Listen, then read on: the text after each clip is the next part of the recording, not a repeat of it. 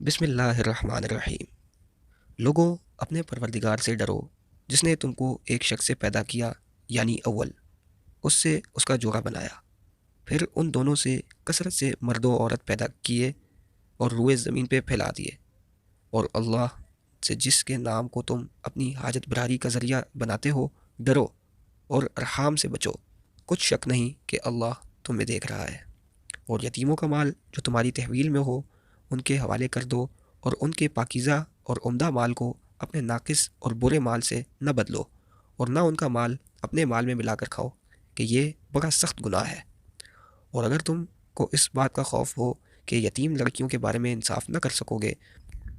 تو ان کے سوا جو عورتیں تم کو پسند ہوں، دو دو یا تین تین یا چار چار، ان سے نکاح کر لو۔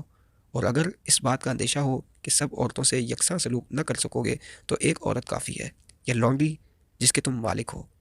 اس سے تم بے انصافی سے بچ جاؤ گے۔ اور عورتوں کو ان کے مہر خوشی سے دے دیا کرو، ہاں اگر وہ اپنی خوشی سے اس میں سے کچھ تم کو چھوڑ دیں تو اسے ذوق و شوق سے کھا لو۔ اور بے عقلوں کو ان کا مال جسے اللہ نے تم لوگوں کے لیے سبب معیشت بنایا ہے مت دو، ہاں اس میں سے ان کو کھلاتے اور پہناتے رہو، اور ان سے معقول باتیں کہتے رہو۔ اور یتیموں کو بالغ ہونے تک کام کاج میں مصروف رکھو، پھر بالغ ہونے پر اگر ان میں عقل کی پختگی دیکھو تو ان کا مال ان کے حوالے کر دو، اور اس خوف سے کہ وہ بڑے ہو جائیں گے، یعنی بڑے ہو کر تم سے اپنا مال واپس لے لیں گے،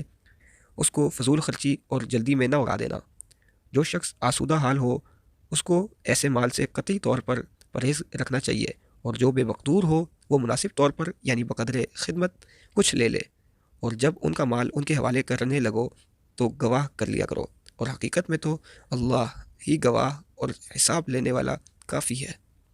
جو مال ماں باپ اور رشتہ دار چھوڑ مریں، تھوڑا ہو یا بہت، اس میں مردوں کا بھی حصہ ہے اور عورتوں کا بھی، یہ حصے اللہ کے مقرر کیے ہوئے ہیں۔